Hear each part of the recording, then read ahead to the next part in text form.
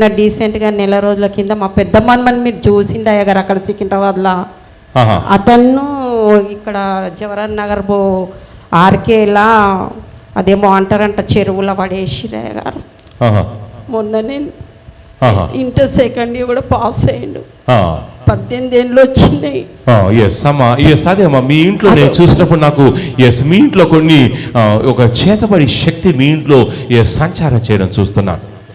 ఆపలు చూసినప్పుడు ఏదో గొడవ అవుతుంది.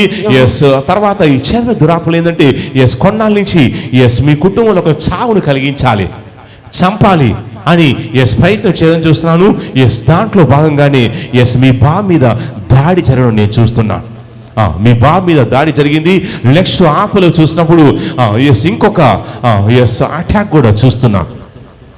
ఇంకొక వ్యక్తిని కూడా చంపాలని ఈ సాతాను ఆపలు మీ ఇంట్లో సంచారం చేస్తున్నాయి.